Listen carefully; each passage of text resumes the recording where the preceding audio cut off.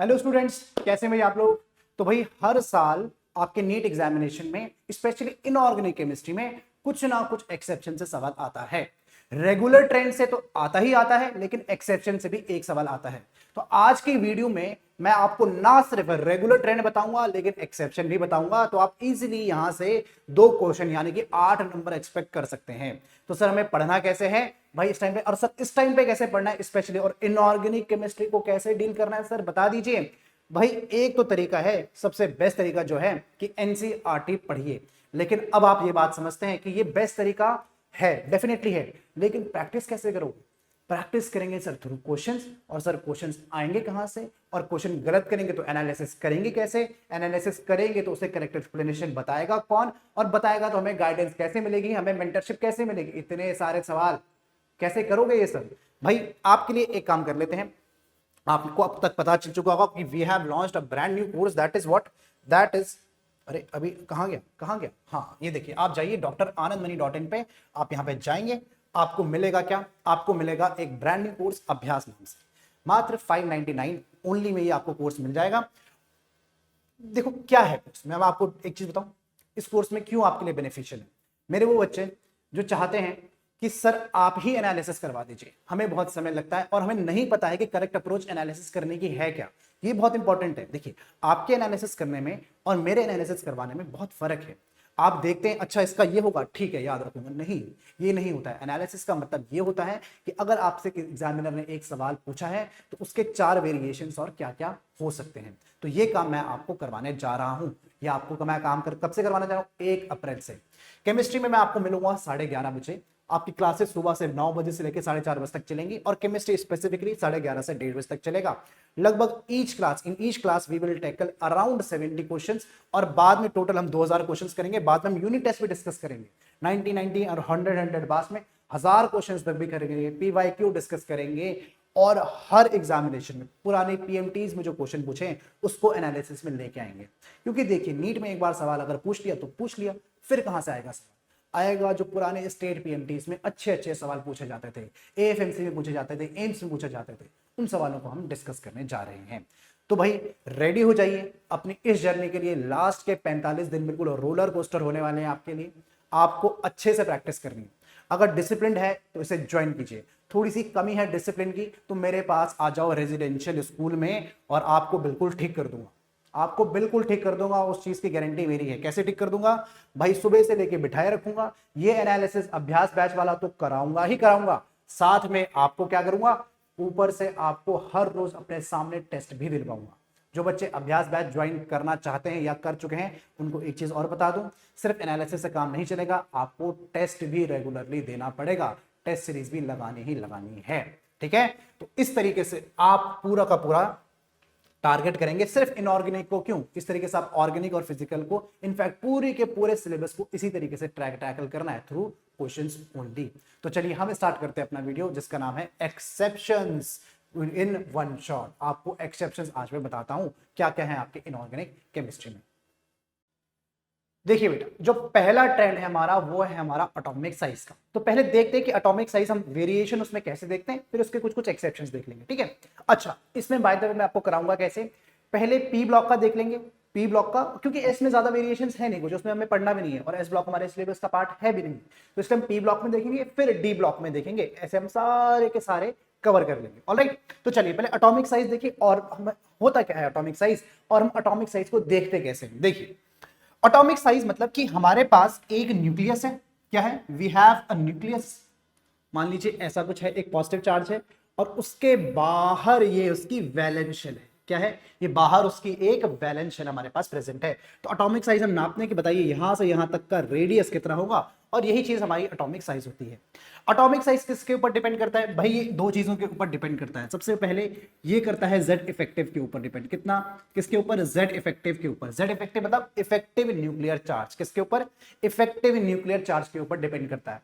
यानी कि effective nuclear charge का मतलब है अगर ये पॉजिटिव और नेगेटिव के बीच में इफेक्टिव न्यूक्लियर चार्ज ज्यादा है, इसका मतलब ये अट्रैक्शन ज्यादा है। अगर ये अट्रैक्शन ज्यादा होगा तो एटॉमिक रेडियस हो जाएगा हमारा कम। यानी कि मैं बोल सकता हूं कि जो रेडियस होता है ये inversely proportional to Z effective होता है। और दूसरी चीज देखिए, अगर आप अक्रॉस द पीरियड जाते हैं, मान लीजिए ये मैं क्या जा रहा हूं, ये मैं जा रहा हूं अक्रॉस द पीरियड, क्या है ये, it is across the period, across the period. Across the period बेटा आप याद रखेंगे, क्या याद रखेंगे, अक्रॉस द पीरियड जाने में आपका जेड इफेक्टिव इंक्रीज होता है, क्या होता है, जेड इफेक्टिव आपका इंक्रीज होता है। अगर जेड इफेक्टिव इंक्रीज हो रहा है तो ऑटोमिक रेडियस क्या होगा, atomic radius across the period decrease होगा। इसमें कोई भी एक्सेप्शन नहीं है, आपको बहुत कम एक्सेप्शन देखने मिलेंगे स्पेशली पी ब्लॉक में, ठीक है जी, कोई एक्सेप्शन नहीं है। अगर आप ऊपर से नीचे आते हैं यानी कि आप डाउन द ग्रुप आते हैं, क्या आ रहे हैं, आप आ रहे हैं अब down the group, down the group. अगर बेटा आप डाउन द ग्रुप आ रहे हैं तो देखिए क्या होने वाला है। अगर आप डाउन द ग्रुप आ रहे हैं तो आपको यह बात समझनी पड़ेगी कि जेड इफेक्टिव इज डिक्रीजिंग और ऑलमोस्ट कांस्टेंट, और ऑलमोस्ट कांस्टेंट, यानी कि जेड इफेक्टिव का ज्यादा असर नहीं पड़ता है। लेकिन आपको पता होना चाहिए कि जो साइज होता है यानी कि एटॉमिक रेडियस होता है, it is directly proportional to number of what, number of atomic shells. यानी कि अगर ये एक है, अगर इसके बाहर एक और बना दो तो ऑटोमेटिकली उसका साइज इंक्रीज हो जाएगा, यानी कि number of shells increases, number of shells increases तो your size increases, atomic size भी इंक्रीज करता है। यानी कि जनरल ट्रेंड तो कुछ ऐसा है कि across the period atomic size decrease करता है और down the group atomic size increase करता है। इसमें मैं आपको बताऊं, बहुत काम की बात है, बहुत ज्यादा काम की बात है, एटॉमिक साइज में आपको कुछ वेरिएशन नहीं मिलेगा, सिर्फ 13 ग्रुप छोड़ के। यहां पे क्या है, यहां पे तो ऐसा ही हो रहा है, अगर 14 से लेके आप 18 देखेंगे तो ऐसा ही हो रहा है। डाउन द ग्रुप क्या हो रहा है, डाउन द ग्रुप, अच्छा मैंने डाउन द ग्रुप तो बना ही दिया है, इसे लिखने की जरूरत नहीं है। डाउन द ग्रुप क्या हो रहा है, ये एटॉमिक साइज क्या हो रहा है, एटॉमिक साइज बेटा क्या हो रहा है, इंक्रीज हो रहा है। इसमें मुझे लिखने वाली कोई बात नहीं है, यानी कि बिल्कुल सेम ट्रेंड है, कोई एक्सेप्शन नहीं है। सिर्फ एक्सेप्शन है ग्रुप नंबर 13 में। कहां पे, ग्रुप नंबर 13 में। यहां पे आपका गैलियम और एल्यूमिनियम, देखिए नॉर्मली क्या होना चाहिए था, बोरॉन, एल्यूमिनियम, गैलियम, इंडियम और थैलियम, लेकिन यहां पे आपका एक एक्सेप्शन आ रहा है। पहला एक्सेप्शन आपका गैलियम और एल्यूमिनियम के बीच में, इसको याद रखेंगे, एटॉमिक रेडियस का, यानी कि एस और पी ब्लॉक में और कोई वेरिएशन है नहीं। डी में एक छोटा सा है, वो मैं वहीं पे बताऊंगा, लेकिन यहां पे आप देखिए गैलियम और एल्यूमिनियम में एक छोटा सा एक्सेप्शन है, ठीक है। इसका कोई आपसे रीजन पूछे तो आप लिख लेना, क्या, देखिए इसके पहले यहां पे एक्चुअली जिंक होता है तो आप लिख लेना poor shielding of D orbital. अब बेटा यहां पे मेरे पास, आपके पास, मेरे पास तो है, लेकिन आपके पास इतना समय नहीं है कि मैं आपको फिर से शील्डिंग बताऊं, तो आप बस लिख लीजिए फिलहाल के लिए poor shielding of D orbitals. क्या है इसका रीजन, इसका रीजन है poor shielding of D orbitals. इसका रीजन भी हो क्या है, तो हमें रीजन पता चल चुका है। अगर आपको नहीं आता है, एक बार फिर से आप मेरी एनसीईआरटी रिव्यू वाली सीरीज पे जाइए या फिर किसी भी इनऑर्गेनिक केमिस्ट्री की सीरीज में जाइए, आपको मिल जाएगा कि मैंने आपको पढ़ाया था poor shielding of D orbitals. अगर नहीं देखना है तो फिलहाल ये सिर्फ रिवीजन करने के लिए है, ठीक है जी। चलिए अगला ट्रेंड की बात करते हैं। अगला ट्रेंड है आयनाइजेशन एनर्जी। तो ट्रेंड क्या है, पहले ट्रेंड की बात करते हैं। देखिए आयनाइजेशन एनर्जी बेटा, मतलब समझाने के लिए it is too late now, मैं फटाफट बता देता हूं। आयनाइजेशन का मतलब है कि इलेक्ट्रॉन को उसकी ground state, neutral state, gaseous state से, नॉन बॉन्डेड स्टेट से, वैलेंस शेल से इंफिनिटी तक लेके जाना है। जो एनर्जी हम प्रोवाइड करते हैं वो आयनाइजेशन एनर्जी होती है। हमेशा ये एंडोथर्मिक होती है। Successive ionization energies always increases. तो इसके बारे में कुछ कुछ पॉइंट थे। आयनाइजेशन एनर्जी का नॉर्मल ट्रेंड देखें तो क्या है, देखिए आयनाइजेशन एनर्जी बेटा, अगर जेड इफेक्टिव बहुत हाई है यानी कि हाई फोर्स ऑफ अट्रैक्शन है तो बहुत हाई आयनाइजेशन एनर्जी होती है, यानी कि ionization energy is directly proportional to Z effective. And ionization energy अगर साइज ज्यादा है, अगर साइज ज्यादा है तो आयनाइजेशन एनर्जी कम होगी, आसानी से इलेक्ट्रॉन निकल जाएगा। तो जनरल ट्रेंड तो कुछ ऐसा है, देखिए जनरल ट्रेंड तो कुछ ऐसा है कि जब आप अक्रॉस द पीरियड जाएंगे तो your ionization energy should increase, increases, it increases. Ionization energy आपकी इंक्रीज करती है, लेकिन जब आप ऊपर से नीचे आते हैं तो आयनाइजेशन एनर्जी आपकी क्या करती है, डिक्रीज करती है। तो बेटा ये जनरल ट्रेंड तो कुछ ऐसा है, लेकिन हाँ इसमें एक्सेप्शन आपको देखने को मिलते हैं। पहला ये एक्सेप्शन आपका एनसीईआरटी का है, ये रहा वो ग्राफ, बहुत ही फेमस ग्राफ है, आपको यहां पे एक्सेप्शन देखने को मिलता है। क्यों, क्योंकि देखिए आयनाइजेशन एनर्जी एक्चुअली सिर्फ जेड इफेक्टिव और देखिए इस पे तो डिपेंड करती है, जेड इफेक्टिव और साइज पे तो डिपेंड करती है। एक और फैक्टर है क्या, इलेक्ट्रॉनिक कॉन्फ़िगरेशन पे भी डिपेंड करती है। किस पे, इलेक्ट्रॉनिक कॉन्फ़िगरेशन पे भी डिपेंड करती है। सिर्फ इलेक्ट्रॉनिक कॉन्फ़िगरेशन नहीं, ये आपकी पेनिट्रेशन पावर पे भी डिपेंड करती है। अभी सब कुछ मैं आपको बताता हूँ, पेनिट्रेशन पे भी डिपेंड करती है। फॉर एग्जाम्पल देखिए हम अक्रॉस द, हम लिथियम से नियॉन की तरफ जा रहे थे, हम लिथियम से नियॉन की तरफ जा रहे थे। हमारी एक्सपेक्टेशन क्या थी, हमारी एक्सपेक्टेशन थी कि आयनाइजेशन एनर्जी इंक्रीज करनी चाहिए, और ओवरऑल आप देखेंगे कि इंक्रीज ही कर रहा है। क्या कर रहा है, इंक्रीज ही कर रहा है। लेकिन कुछ कुछ एक्सेप्शन आपको दिखेंगे। कहां पे है आप देखेंगे, एक ये पॉइंट है एक्सेप्शन का और एक ये पॉइंट है इसमें एक्सेप्शन का। तो यहां पे रीजन क्या है इन दोनों एक्सेप्शन के लिए, आप इसमें बनाएंगे क्या, आप इसमें लिखेंगे सबसे पहले इनकी इलेक्ट्रॉनिक कॉन्फ़िगरेशन। आपकी बेरिलियम एटॉमिक नंबर 4 है, it is 1s2 and it is 2s2। आप बोरॉन का बनाएंगे, it is 1s2 2s2 and 2p1। अब ध्यान से देखिए, आपको किस इलेक्ट्रॉन को निकालना है, आपको यहां पे इस इलेक्ट्रॉन को निकालना है और यहां से इस इलेक्ट्रॉन को निकालना है। एस ऑर्बिटल के जो इलेक्ट्रॉन्स होते हैं, एनसीईआरटी की लाइन है, अपनी मर्जी से मत बोलना कि ये फुलफिल कॉन्फ़िगरेशन है, ये फुलफिल कॉन्फ़िगरेशन नहीं है। क्योंकि ये फुलफिल कॉन्फ़िगरेशन है सर इसलिए इसके आयनाइजेशन एनर्जी ज्यादा है। अरे भाई अपनी मर्जी से रीजनिंग मत बनाओ। क्या है, ये एस ऑर्बिटल में इलेक्ट्रॉन है, एस ऑर्बिटल के इलेक्ट्रॉन्स जो होते हैं वो ज्यादा पेनिट्रेटेड होते हैं। कैसे होते हैं, they are more penetrated, they are more penetrated, ये ज्यादा पेनिट्रेटेड है। ठीक है जी, ये है आपके ज्यादा पेनिट्रेटेड, ये आपके कम पेनिट्रेटेड है, तो यहां पे आपको एनर्जी लगानी पड़ेगी ज्यादा। ऊपर से देखिए नाइट्रोजन और ऑक्सीजन का क्या है, नाइट्रोजन इज एटॉमिक नंबर 7, तो इट इज 1s2 2s2 और 2p3। और यहां देखिए it is 1s2 2s2 it is 2p4। Sir ये हाफ फिल्ड कॉन्फ़िगरेशन है, स्टेबल है, ये हाफ फिल्ड नहीं है, अनस्टेबल नहीं है, तो यहां पे क्या है, अनस्टेबल है थोड़ा सा, तो यहां पे इलेक्ट्रॉन को निकालना थोड़ा सा मुश्किल है, तो आयनाइजेशन एनर्जी हाई हो जाएगी, यहां पे इजीली निकल जाएगा। ठीक है, आपकी बात थोड़ी बहुत ठीक है, लेकिन एनसीईआरटी की लाइन कहती है कि देखिए यहां पे एक इलेक्ट्रॉनिक रिपल्शन है। क्या है, यहां पे इलेक्ट्रॉनिक रिपल्शन है, तो इस रिपल्शन के कारण इस इलेक्ट्रॉन को निकालना थोड़ा आसान हो जाता है बस। ठीक है, तो दो एक्सेप्शन आपने देखे। हाँ बाय द वे आपको बता दूं, this is very important, this is very very important, this is very important. बहुत ही हाई प्रोबेबिलिटी है कि एग्जामिनेशन में आपसे यही वाला ग्राफ पूछा जाए और या फिर यही वाला ट्रेंड आपसे पूछा जाए। तो अक्रॉस द पीरियड वाला आप कर देंगे। चलिए डाउन द ग्रुप वाला देखते हैं, कमाल की चीज है। देखिए पहली बात, एस ब्लॉक में आपको ज्यादा वेरिएशन नहीं देखने हैं, आपको डी में देखेंगे बहुत सारे हम लोग, और पी में भी क्या होता है, देखिए आपको यहां से 13 14 15 से आप इलेक्ट्रॉन निकालते हैं, जनरली 16 17 का आप आयनाइजेशन एनर्जी का ट्रेंड नहीं देखते हैं। क्यों, वहां पे इलेक्ट्रॉन गेन एंथैल्पी देखते हैं, वहां से इलेक्ट्रॉन क्यों निकालोगे आप, क्लोरीन से इलेक्ट्रॉन क्यों निकालोगे भाई, इसको तो इलेक्ट्रॉन देना पसंद है, ये क्लोरीन इसकी इलेक्ट्रॉन गेन एंथैल्पी देखते हैं। तो आयनाइजेशन एनर्जी हम सिर्फ 3 ग्रुप्स में देखेंगे, 13 14 और 15। देखिए हमने तो सोचा था कि ऊपर से नीचे जब हम जाएंगे, ऊपर से नीचे जब हम जाएंगे तो क्या होनी चाहिए थी, आयनाइजेशन एनर्जी डिक्रीज होनी चाहिए थी, लेकिन full of variation. Group number 13, examiner को अगर पेपर हार्ड बनाना है तो इस ग्रुप से क्वेश्चन आएगा आपका। कौन सा, ग्रुप नंबर 13 से ही क्वेश्चन आएगा। देखिए क्या है, बोरॉन, थैलियम, गैलियम, एल्यूमिनियम और इंडियम, ये है आपका ऑर्डर। ठीक है, देखिए यहां पे ग्रुप का एक्चुअली नाम मैं आपको बताऊं क्या था, बोरॉन, एल्यूमिनियम, गैलियम, इंडियम और थैलियम। यहां पे कुछ नहीं, बस थैलियम एक बहुत बड़ी जंप मार देता है और गैलियम को तो एल्यूमिनियम के ऊपर होना ही था, एटॉमिक साइज का भी फैक्टर यहां पे आता है। ठीक है, तो इस चीज को बस ऑर्डर को अब इसका कुछ नहीं कर सकते बेटा, ये आपको ऐसे ही याद रखना पड़ेगा, चाहे आप ऐसे ग्राफिकली याद रख लो या डायरेक्ट अगर आप याद रखना चाहते हैं आप वो भी रख सकते हैं। एग्जामिनर आपसे डायरेक्ट पूछ लेगा कि ग्रुप नंबर 13 में सबसे कम आयनाइजेशन एनर्जी किसकी होती है, तो वो होती है इंडियम। होनी किसकी चाहिए थी, थैलियम की होनी चाहिए थी, लेकिन होती किसकी है, इंडियम की होती है। ठीक है, इसी तरीके से हम ग्रुप नंबर 14 देखेंगे, कार्बन, सिलिकॉन, जर्मेनियम, लेड और टिन। बस कहां पे वेरिएशन आया, टिन और लेड में। एक सेकेंड, जर्मेनियम, ओहो ये टिन होगा बच्चे, this will be tin, this will be tin.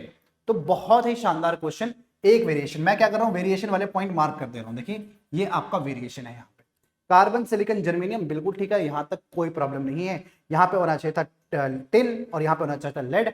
बस आप ये याद रखिएगा, यहां पे आपको एक वेरिएशन देखने को मिलता है। ग्रुप नंबर 15 में कोई वेरिएशन नहीं, नाइट्रोजन, फास्फोरस, आर्सेनिक, एंटीमनी और bismuth, no problem at all, ये ग्रुप में नो वेरिएशन एट ऑल है। ठीक है, तो आपके लिए एक जगह पे ये कंपाइल हो चुके हैं, आप इसे देखेंगे तो एक बारी में याद आ जाएगा। ये पीडीएफ में आपके साथ शेयर कर दूंगा, तो आपको क्या करना है, आपको सिर्फ पॉइंट ऑफ वेरिएशन देखना है और कुछ भी याद नहीं रखना है। ये क्वेश्चन तो बहुत इजी हो जाएगा अगर ग्रुप नंबर 14 से आता है। ठीक है, तो ग्रुप नंबर सर 16 और 17 में क्या देखना है भाई, उसमें देखनी है आपको इलेक्ट्रॉन गेन एंथैल्पी। क्या देखनी है, उसमें देखनी है आपको इलेक्ट्रॉन गेन एंथैल्पी। कैसे देखेंगे, देखिए इलेक्ट्रॉन गेन एंथैल्पी भी क्या होती है, देखिए इलेक्ट्रॉन गेन एंथैल्पी यानी कि आपको इलेक्ट्रॉन को ऐड करवाना है बेटा। ये भी जो आपकी नेगेटिव इलेक्ट्रॉन गेन एंथैल्पी, सबसे पहली बात आपको इस साइड में कंफ्यूजन ना हो, जो आपकी नेगेटिव इलेक्ट्रॉन गेन एंथैल्पी अगर हाई होगी, इसका मतलब इलेक्ट्रॉन इजीली, एक कंपाउंड क्या कर सकता है, एक एटम इजीली इलेक्ट्रॉन को एक्सेप्ट कर सकता है और वो बहुत सारी एनर्जी निकाल रहा है। यानी कि अगर नेगेटिव इलेक्ट्रॉन गेन एंथैल्पी अगर हाई है, इसका सीधा सीधा मतलब है it can easily accept electron, it can easily accept electron, वो आसानी से इलेक्ट्रॉन को एक्सेप्ट कर रहा है। ठीक है, इस बात का बहुत अच्छे से आप ख्याल रखें। और देखिए, हमको पता है कि ये किस पे डिपेंड करती है बेटा, negative electron gain enthalpy is directly proportional to Z effective. यानी कि अगर जेड इफेक्टिव बहुत हाई है तो बहुत अच्छे से इलेक्ट्रॉन को अट्रैक्ट करेगा अपनी तरफ, तो फिर क्या होगा, ज्यादा एनर्जी रिलीज हो जाएगी। और दूसरी चीज जो हम पढ़ते ही आए थे कि negative electron gain enthalpy is inversely proportional to size. यानी कि इसका ट्रेंड भी कैसा होगा, मैं यहां पे लिख देता हूं, इसका ट्रेंड जो होगा it will be same as ionization energy. जो आयनाइजेशन एनर्जी का ट्रेंड होगा वही इसका भी ट्रेंड होने वाला है। लेकिन मैंने कहा था कि इसमें 16th और 17th में क्या है, एक्सेप्शन आते हैं। देखिए क्या एक्सेप्शन है, होना क्या चाहिए था, यहां पे होना चाहिए था कि सल्फर, यहां पे ऑक्सीजन का ज्यादा होना चाहिए था। ऑक्सीजन ऊपर से नीचे, देखो क्या होना चाहिए था, ऊपर से नीचे इलेक्ट्रॉन गेन एंथैल्पी क्या करती है, डिक्रीज करती है। Negative electron gain enthalpy decrease करती है। तो सबसे ज्यादा किसका होना चाहिए था, ऑक्सीजन का होना चाहिए था, लेकिन यहां पे सबसे कम ऑक्सीजन का है। ऐसा क्यों है भाई, इंटर इलेक्ट्रॉनिक रिपल्शंस बहुत हाई होते हैं। क्या होते हैं इसमें, inter electronic repulsions are high, inter electronic repulsions इसमें बहुत हाई होते हैं। सिमिलरली आप यहां पे देखेंगे तो पॉइंट यही है आपका वेरिएशन का पॉइंट, बाकी सब ठीक है, कोई प्रॉब्लम नहीं है। अगर आप एक और वेरिएशन यहां पे नोट करेंगे तो एक वेरिएशन यहां पे भी आता है फ्लोरो और क्लोरो में। सबसे ज्यादा आप इस चीज को हमेशा नोट कर लीजिए कहीं पे कि chlorine has maximum negative electron gain enthalpy in the whole periodic table. ठीक है भाई, क्लोरीन की पूरी पीरियोडिक टेबल में maximum negative electron gain enthalpy होती है। होनी चाहिए थी फ्लोरीन की, लेकिन होती किसकी है, क्लोरीन की होती है। ऐसा क्यों होता है, वही same reason, small size high inter electronic repulsions, उसमें इलेक्ट्रॉन ऐड करना इज अ डिफिकल्ट टास्क। ज्यादा फर्क नहीं होता है but still it is greater. ठीक है जी, ठीक है। अब देखिए, आप एनसीईआरटी एक बार खोल के देखेंगे तो आपको नजर आएगा 18 ग्रुप, और सबके सब क्या होते हैं, इसमें पॉजिटिव होते हैं। क्या होते हैं, पॉजिटिव इलेक्ट्रॉन गेन एंथैल्पी होती है सबकी। अब आप देखेंगे कि सबसे कम पॉजिटिव किसकी होगी, सबसे कम पॉजिटिव होगी इसमें हीलियम की, सबसे कम पॉजिटिव। हम increasing negative electron gain enthalpy की तरफ जा रहे हैं तो सबसे कम पॉजिटिव आपकी हीलियम की आएगी। बाकी ऑर्डर बिल्कुल रेगुलर है, ऊपर से नीचे इंक्रीज ही कर रही है। क्या कर रही है, इंक्रीज ही कर रही है electron, negative electron gain enthalpy. ठीक है, यानी कि ये कम पॉजिटिव की तरफ बिहेव कर रहा है। क्या ये, it is more positive and it is what, it is least positive. ये वैल्यू लगभग +48 के आसपास रहती है किलो जूल पर मोल, और ये वैल्यू लगभग +107 के आसपास ऐसी कुछ वैल्यू आती है। आप लोग डेटा चेक कर लेना, बट डेटा कुछ इस तरीके से ही है। ठीक है, तो वैसे नोबल कैसे सवाल नहीं आता, सवाल आएगा तो यहां से आएगा या फिर यहां से आएगा, यहीं से दो जगह से सवाल की प्रोबेबिलिटी हाई होती है। ठीक है जी, चलिए अगली प्रॉपर्टी डिस्कस करते हैं, इलेक्ट्रोनेगेटिविटी। देखिए क्या है, इलेक्ट्रोनेगेटिविटी की भी अगर मैं बात करूं तो इलेक्ट्रोनेगेटिविटी बेटा किस पे डिपेंड करती है, एक्चुअली ये दोनों का कल्मिनेशन है, आयनाइजेशन एनर्जी और इलेक्ट्रॉन गेन एंथैल्पी का। किसका, आयनाइजेशन एनर्जी और इलेक्ट्रॉन गेन एंथैल्पी का ये कल्मिनेशन है। यानी कि ये भी क्या करती है, अगर आप अक्रॉस द पीरियड जाते हो तो इलेक्ट्रोनेगेटिविटी आपकी क्या करती है, ये इंक्रीज करती है। Across the period electronegativity increase करती है, और ऊपर से नीचे जाने में आपकी इलेक्ट्रोनेगेटिविटी डिक्रीज करती है। बहुत बड़ा एप्लीकेशन है इसका एक चीज, यानी कि आपका यहां पे इस साइड जो होगा, ये जो फ्लोरीन है आपका, इट इज मोस्ट इलेक्ट्रोनेगेटिव। क्या है, इट इज मोस्ट इलेक्ट्रोनेगेटिव। और यहां पे जो आपका सीजियम है, क्या है caesium, it is most electro positive या फिर लीस्ट इलेक्ट्रोनेगेटिव। ठीक है, आप एक चीज और देखेंगे, ऐसे में अगर आप डायगोनली की तरफ ऊपर जाएंगे तो आपका नॉन मेटालिक कैरेक्टर इंक्रीज होगा। क्या होगा, आपका नॉन मेटालिक कैरेक्टर इंक्रीज होगा। यानी कि जो आपकी इलेक्ट्रोनेगेटिविटी होती है, it is directly proportional to non metallic character. और अगर आप डायगोनली ऊपर से नीचे आते हैं तो आप बोल सकते हैं कि आपका मेटालिक कैरेक्टर इंक्रीज होगा। क्या होगा, आपका मेटालिक कैरेक्टर इंक्रीज हो जाएगा। ठीक है, तो इस चीज का ही बहुत अच्छे से ध्यान रखेंगे। इलेक्ट्रोनेगेटिविटी में कोई वेरिएशन आता है? नहीं। ज्यादा अगर आप अक्रॉस द पीरियड देखेंगे तो ज्यादा वेरिएशन उसमें नहीं मिलेंगे आपको, लेकिन हाँ 13th ग्रुप तो भाई गजब है। 13th ग्रुप में तो आप देखो, अगर आपको, मैंने आपसे कहा था कि एग्जामिनर अगर क्वेश्चन पेपर को डिफिकल्ट बनाता है तो 13th ग्रुप से ही सवाल आएगा। देखिए आपका होना चाहिए था क्या, आपका होना चाहिए था कुछ इस तरीके से, आपकी इलेक्ट्रोनेगेटिविटी इंक्रीज करनी चाहिए थी। मतलब आपकी सबसे ज्यादा किसकी होनी चाहिए थी? बोरॉन की होनी चाहिए थी, सबसे ज्यादा बोरॉन की होनी चाहिए थी। और सबसे लीस्ट किसकी होनी चाहिए थी? थैलियम की होनी चाहिए थी। किसकी? थैलियम की। लेकिन बोरॉन के बाद क्या आ चुका है? थैलियम। और लीस्ट इलेक्ट्रोनेगेटिविटी किसकी है? एल्यूमिनियम की है। आप ग्रुप 13 में एक नोट कर लीजिए, यहां से बेटा सवाल बनने की बहुत हाई प्रोबेबिलिटी है। यहाँ पे आप नोट करके भी लिख सकते हैं, एनओटी नोटी, कि aluminium, aluminium has least electronegativity in group 13, in group 13। या फिर इस स्टेटमेंट को ऐसे भी कहा जाता है, aluminium is most metallic, metallic, या फिर आप बोल दो most electropositive, most electro positive in group 13। सबसे ज्यादा इलेक्ट्रो पॉजिटिव मेटल कौन सा है? एल्यूमिनियम ही है पूरे ग्रुप 13 में। तो बहुत अच्छा, यहां से सवाल इज हाई प्रोबेबिलिटी। उसके बाद बहुत ही इंटरेस्टिंग, कार्बन की इलेक्ट्रोनेगेटिविटी सबसे ज्यादा, फिर लेड की, और फिर इन सब की क्या होती है? लगभग बराबर ये होती है टिन जर्मेनियम और सिलिकॉन की। ठीक है भाई, टिन जर्मेनियम और सिलिकॉन की, बहुत ही इंपॉर्टेंट। फिर देखिए नाइट्रोजन की सबसे ज्यादा, जैसे हम एक्सपेक्ट कर रहे थे, फिर फास्फोरस की, फिर आर्सेनिक की, कोई प्रॉब्लम नहीं। लेड और बिस्मथ की क्या होती है? लगभग बराबर होती है। बहुत ही शानदार। यहां दोनों ग्रुप में, ग्रुप नंबर 16 में और ग्रुप नंबर 17 में कोई प्रॉब्लम आपको नजर नहीं आएगी। ऑक्सीजन की सबसे ज्यादा, फिर सल्फर, सेलेनियम, टेलेनियम एंड लास्ट में पोलोनियम। फिर फ्लोरो क्लोरो ब्रोमो और आयोडो। सर यहाँ पे एस्टाटीन भी आना चाहिए। ध्यान रखिएगा आप यहाँ पे एक चीज कि astatine is radio active, astatine is radio active in nature. Astatine आपका क्या होता है बेटा? एस्टाटीन आपका होता है रेडियो एक्टिव इन नेचर। ठीक है, तो एस्टाटीन आपका रेडियो एक्टिव एलिमेंट होता है। तो ये हो गया आपका इलेक्ट्रोनेगेटिविटी का जो भी ट्रेंड और एक्सेप्शन मैंने आपको मार्क करवा दिए हैं। ठीक है जी, चलिए बात करते हैं boiling point and in fact melting point की भी साथ में ही बात कर लेंगे। क्या? देखिए बॉइलिंग पॉइंट का मतलब है, बॉइलिंग पॉइंट किसके डिपेंड करता है? बॉइलिंग पॉइंट डिपेंड करता है सबसे पहली बात कि आपका मॉलिक्यूलर मास कैसा है, मॉलिक्यूलर मास पे ये डिपेंड करता है। कुल मिला के बात ऐसी, boiling point is directly proportional to molecular mass, यानी कि अगर आपका मास एलिमेंट का भारी है तो उसका बॉइलिंग पॉइंट भी इंक्रीज होता है। ऑब्वियसली उसे ज्यादा हीट चाहिए बॉयल होने के लिए। दूसरी बात, ये डिपेंड करता है बेटा आपके फोर्स ऑफ इंटरैक्शंस पे। फोर्स ऑफ इंटरैक्शंस आपके किस टाइप के हैं, यानी कि अगर आपकी हाइड्रोजन बॉन्डिंग वगैरह लग रही है तो ऑटोमेटिकली बॉइलिंग पॉइंट इंक्रीज हो जाता है।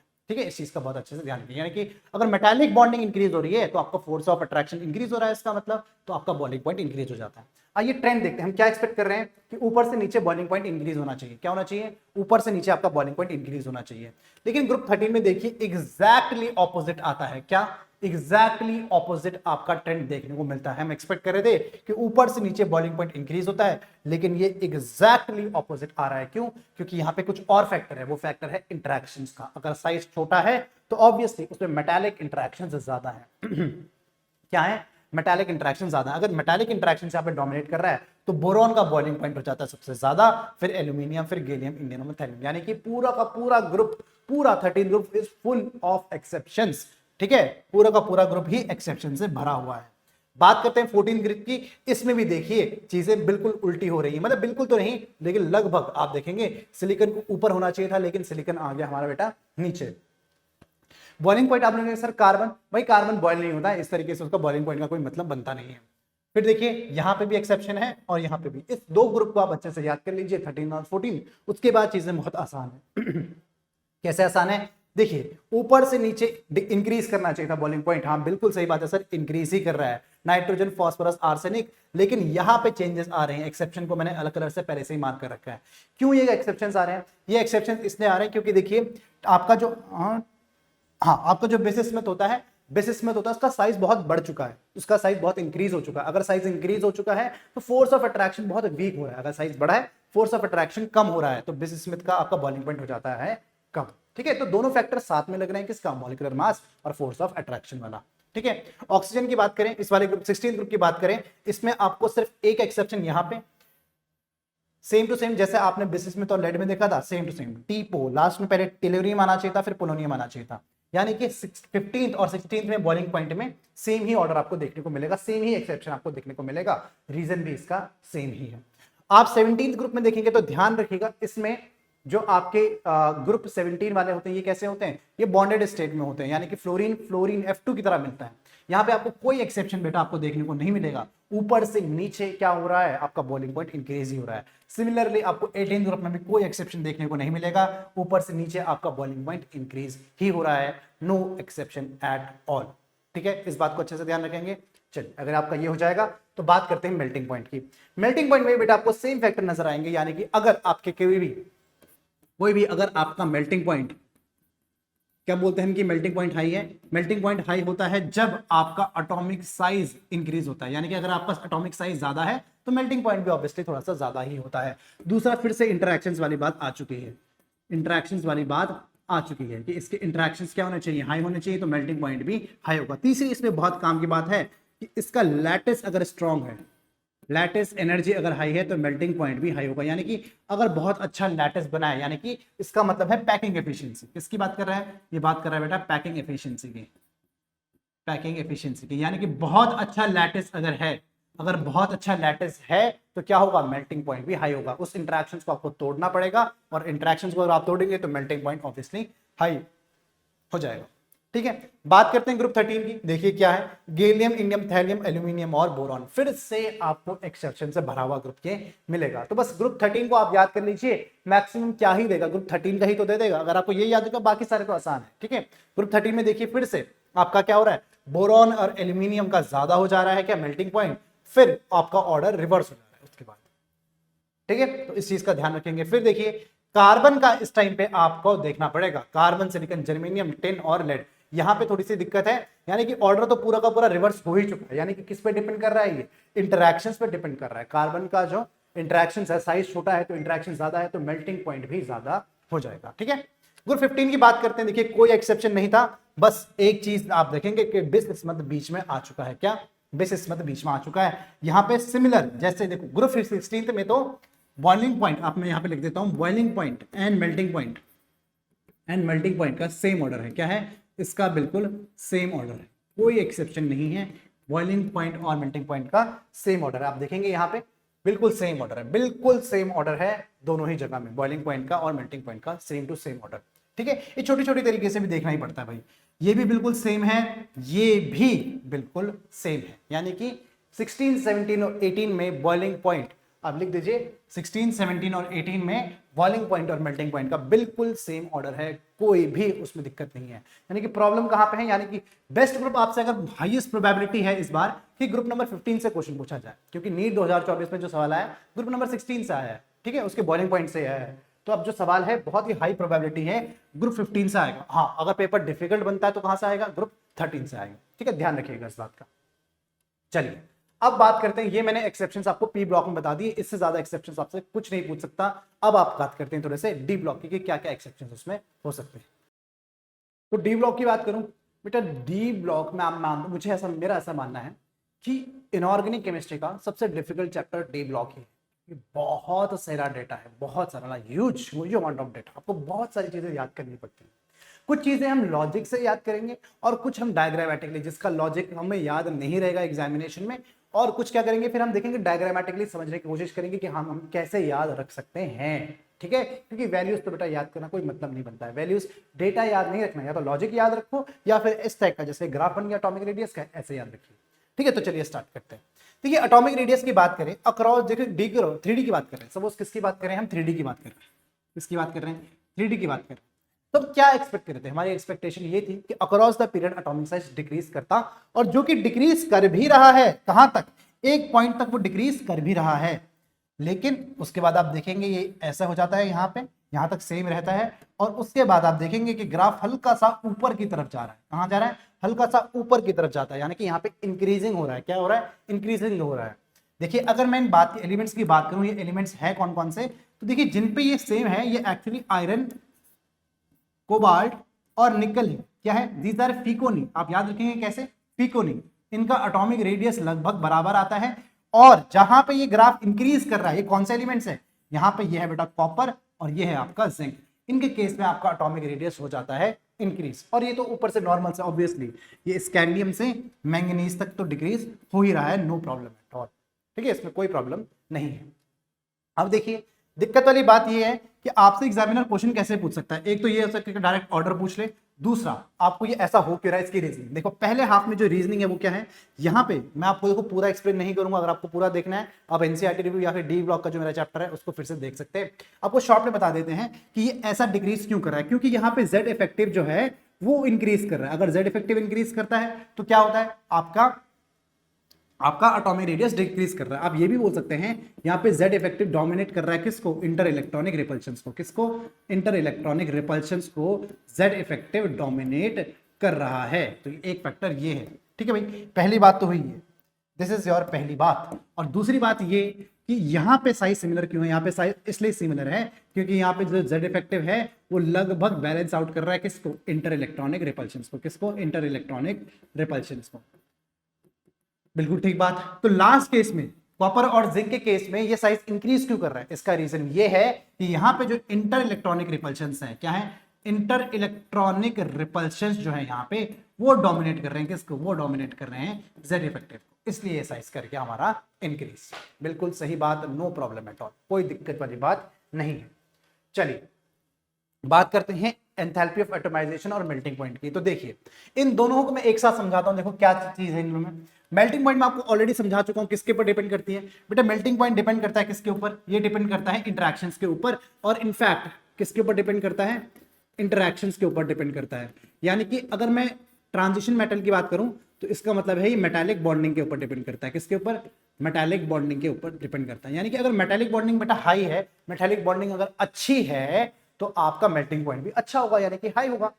Enthalpy of atomization, enthalpy of atomization यानी कि आपके पास कोई एलिमेंट है कैसे ऐसे बॉन्डेड स्टेट में है, यहाँ को आपको कुछ हीट देनी है और ये आपका किस में, नॉन बॉन्डेड स्टेट में आ जाए, यही आपकी एंथैल्पी ऑफ एटमाइजेशन है। यानी कि आपको कैसा बॉन्ड तोड़ना है, यहाँ पे आपको मेटालिक बॉन्ड ही तो तोड़ना है। यानी कि अगर आपकी, ये भी किसके ऊपर डिपेंड करेगा, ये भी आपके दोनों के दोनों मेटालिक बॉन्डिंग पे ही क्या करेंगे, डिपेंड करेंगे। तो आपकी एक्सपेक्टेशन क्या थी, आपकी एक्सपेक्टेशन कुछ ऐसी थी कि सर देखिए अगर मेरे पास D1 कॉन्फ़िगरेशन क्या है, देखिए अगर मेरे पास D1 कॉन्फ़िगरेशन तो मेरे पास एक इलेक्ट्रॉन है, D2 कॉन्फ़िगरेशन है तो मेरे पास 2 फ्री इलेक्ट्रॉन है ऐसे, D3 है तो मेरे पास 3 है, 1 2 3, D4 है तो मेरे पास कितने हैं, 1 2 3 और ये 4 है, और D5 है तो ये कुछ ऐसे हैं 1 2 3 4 5, और D6 है तो कुछ ऐसे 1 2 3 4 5 और 6।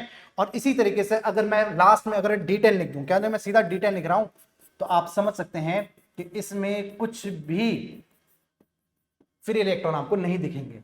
यानी कि बेटा मेटालिक बॉन्डिंग का मतलब ये होता है कि जितने इलेक्ट्रॉन्स आपको अवेलेबल दिख रहे हैं, अनपेड दिख रहे हैं, उतने अवेलेबल होते हैं किसके लिए, बॉन्डिंग करने के लिए। यानी कि ये केपेबल है, जो D1 है वो केपेबल है 1 metallic bond, 2 metallic bond, 3 4 5, then again 4 and then again 3 और लास्ट में फिर से 0। यानी कि हम एक्सपेक्ट कर रहे थे कि मेटालिक बॉन्ड का ऑर्डर कुछ ऐसा आना चाहिए, कुछ ऐसा आना चाहिए। यानी कि हमने D1 से स्टार्ट किया, हमने D10 पे खत्म किया और टॉप पे हमारा D5 रहेगा, ऐसा ही कुछ एक्सपेक्ट कर रहे थे। हाँ ये हमारी एक्सपेक्टेशन थी, लेकिन ये हो जाती है एक्सपेक्टेशन हमारी रॉन्ग, दिस इज रॉन्ग, ये गलत है। क्यों गलत है, आइए आपको इसका एक एक्सप्लेनेशन देते हैं। यहाँ पे एक छोटा सा एक्सेप्शन आता है D5 के केस में, दोनों के लिए सेम है, चाहे वो मेल्टिंग है चाहे एटोमाइजेशन है। कुछ ग्राफ आता है इस तरीके से, एक डिप आपको देखने को मिलता है, क्या देखने को मिलता है, एक डिप आपको देखने को मिलती है। ठीक है, ये क्या है, ये है एक्चुअली आपका Mn, क्या है आपका मैंगनीज। तो मैंगनीज में आपको ये डिप देखने को क्यों मिलती है भाई, मैंगनीज एक D5 कॉन्फ़िगरेशन है। कैसी है, मैंगनीज एक D5 कॉन्फ़िगरेशन है। कोई भी कंपाउंड बॉन्डिंग करेगा, क्यों, कोई भी कंपाउंड बॉन्डिंग इसलिए करता है ताकि उसको स्टेबिलिटी रीच हो जाए, स्टेबिलिटी के लिए तो बॉन्डिंग हो रही है। लेकिन D5 तो बेटा ऑलरेडी स्टेबल है, D5 इज ऑलरेडी स्टेबल, ये पहले से ही स्टेबल है। अगर D5 पहले से ही स्टेबल है तो ये मेटालिक बॉन्डिंग ज्यादा अच्छी नहीं करता है, इसीलिए आपको ये डिप देखने को मिलता है। तो ध्यान रखिएगा मेल्टिंग पॉइंट और एंथैल्पी ऑफ एटमाइजेशन में जो ग्राफ आपका, एक्सपेक्टेशन कैसी थी, एक्सपेक्टेशन आपकी थी ऐसी, लेकिन ये आपको नहीं मिलता है, मिलता आपको ये है। ठीक है, तो वो आपकी एक्सपेक्टेशन थी, ऐसा नहीं मिला, मिला नीचे वाला व्हाइट वन। ठीक है, कर लेंगे ये वाला। चलिए बात करते हैं अगले पॉइंट की, स्टैंडर्ड रिडक्शन पोटेंशियल।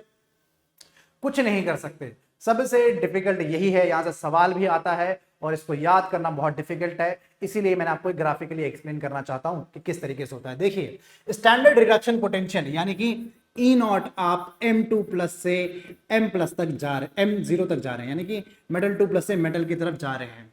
इसकी वैल्यू बेटा सबके लिए क्या होती है, सबके लिए नेगेटिव ही होती है। 3D है, क्या है कि 3D एलिमेंट्स हैं, सबके लिए नेगेटिव वैल्यू है, एक को छोड़ के। पहला सवाल किसको छोड़ के, कॉपर को छोड़ के, इट इज प्लस 0.34।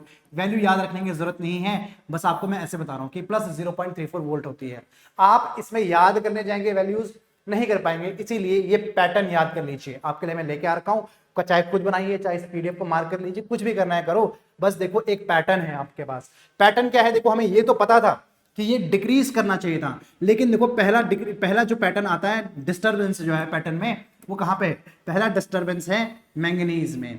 मैंगनीज का देखो ये अच्छा खासा डिक्रीज हो रहा था, क्या हो रहा था, देखो ये ऐसे डिक्रीज हो रहा था, ऐसे होना चाहिए था, लेकिन यहां से यहां पे आ चुका है। तो ऐसा क्यों हुआ भाई, ऐसा क्यों हुआ है, ऑब्वियसली इसका रीजन है D5 कॉन्फ़िगरेशन, एक स्टेबल कॉन्फ़िगरेशन है। क्या है, D5 कॉन्फ़िगरेशन। क्योंकि जो आपका ई नॉट पोटेंशियल है बेटा, ये एक्चुअली डिपेंड किस पे करता है, ये आपका इलेक्ट्रॉनिक कॉन्फ़िगरेशन पे डिपेंड करता है, ये आपका आयनाइजेशन एनर्जी पे भी डिपेंड करता है, और ये एक और चीज पे डिपेंड करता है जिसका नाम है हाइड्रेशन एनर्जी। क्या है ये, हाइड्रेशन एनर्जी। कॉपर का क्यों हो जाता है हाई, ये कॉपर का रीजन जो है, कॉपर का रीजन है हाइड्रेशन एनर्जी, और मैंगनीज का रीजन है D5 कॉन्फ़िगरेशन। ठीक है, बिल्कुल सही बात। फिर तो देखो, फिर तो नॉर्मल ही है, फिर तो उसके बाद क्या हो रहा है, डिक्रीज ही हो रहा है। फिर तो हम एक्सपेक्ट ही कर रहे थे ना डिक्रीज हो रहा है, और ये देखो हो भी रहा है डिक्रीज। हाँ, निकल में आप याद रखेंगे कि निकल के केस में मैक्सिमम हाइड्रेशन एनर्जी आपको देखने को मिलती है। किसके केस में, निकल के केस में देखने को मिलती है आपको मैक्सिमम हाइड्रेशन एनर्जी। ठीक है, तो इससे ज्यादा आपसे एक्सेप्शन और कुछ भी एग्जामिनेशन में नहीं पूछ सकता। हाँ, एक छोटा सा एक्सेप्शन बचता है, बॉइलिंग पॉइंट ऑफ हाइड्राइड्स का, हाइड्राइड्स का बॉइलिंग पॉइंट। देखिए अगर मैं ग्रुप 14 की बात करूं तो सिंपल सी बात है कि ऊपर से नीचे क्योंकि मॉलिक्यूलर मास इंक्रीज होता है, तो ऊपर से नीचे इनका बॉइलिंग पॉइंट भी इंक्रीज हो रहा है। ग्रुप 15 में भी इंक्रीज होना चाहिए था और इंक्रीज हो भी रहा था, लेकिन यहां पे NH3 जो था वो 2 की जंप मार के नीचे आ जाता है। क्यों, इसका रीजन क्या है, यहां पे हो जाती है हाइड्रोजन बॉन्डिंग। क्या हो जाती है, इसका रीजन है हाइड्रोजन बॉन्डिंग।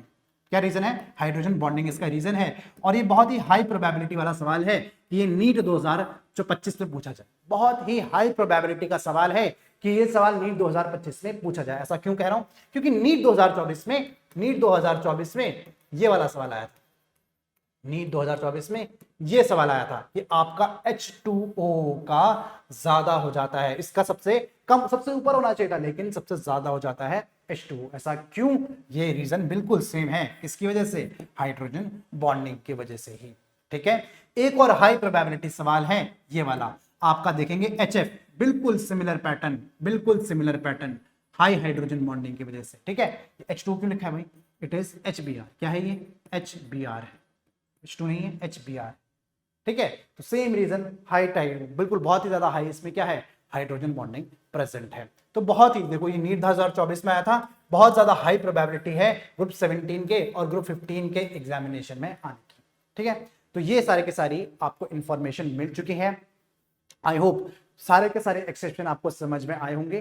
देखिए एक्सेप्शन पढ़ना बहुत इंपॉर्टेंट है, लेकिन एक्सेप्शन से पहले आपको रेगुलर ट्रेंड भी पता होना चाहिए, तो बहुत इंपॉर्टेंट है, पहले रेगुलर ट्रेंड जानिए। अच्छा, एक चीज लिख के रखिए, इट इज 100% श्योर, ये बिल्कुल पक्की बात है, श्योर शॉट है बिल्कुल, अगर एक्सेप्शन एग्जामिनेशन में आएगा तो वो भी एनसीईआरटी से ही आएगा। ऐसा नहीं है आपसे कुछ और पूछ के, एनसीईआरटी से ही सब कुछ आपसे पूछा जाएगा, तो उसमें आप बेफिक्र रहिए, एनसीईआरटी को बहुत अच्छे से देखिए। ये वीडियो से आप एक मतलब मिनिमम 1 क्वेश्चन, वैसे तो एक से ज्यादा, देखिए मिनिमम 1 क्वेश्चन तो एक्सेप्शन से ही हो गया, मिनिमम 1 क्वेश्चन एक्सेप्शन से ही हो गया, लेकिन मैंने आपको क्या बताया, मैंने आपको रेगुलर ट्रेंड भी बताया, तो रेगुलर ट्रेंड से भी आप 1 क्वेश्चन में मान के ही चलिए, तो 2 क्वेश्चन तो इजीली आपके आधे घंटे में बन चुके हैं।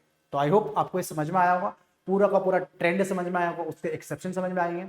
कमेंट करके बताइए कि सर क्या हमें समझ में आया और हमें क्या चाहिए। आप लोगों ने डिमांड की थी कि सर इसके आप हमें एक्सेप्शंस बता दीजिए इनऑर्गेनिक केमिस्ट्री में, ट्रेंड्स के क्या क्या एक्सेप्शन। आपकी ये भी डिमांड थी कि सर फिजिकल केमिस्ट्री के फॉर्मूले बता दीजिए, तो वो भी मैं आपके लिए लेके आता हूँ, फिजिकल केमिस्ट्री के सारे फॉर्मूले। उस पर हो सकता है एक एक दो सवाल भी, पूरा रिवीजन हो जाएगा मस्त बढ़िया से, कोई प्रॉब्लम नहीं है। कुछ और अगर आपकी डिमांड है तो फटाफट कमेंट कर दीजिए, सर ये टॉपिक बता दो, छोटे छोटे टॉपिक्स बता दो, टॉपिक का नाम भी लिख दो, सर ये पढ़ा दो, तो सब आपके लिए क्लियर कर लिया जाएगा। I hope you like the session. Subscribe कर दीजिए, लाइक कर दीजिए, कमेंट कर दीजिए भर भर के। Thank you very much.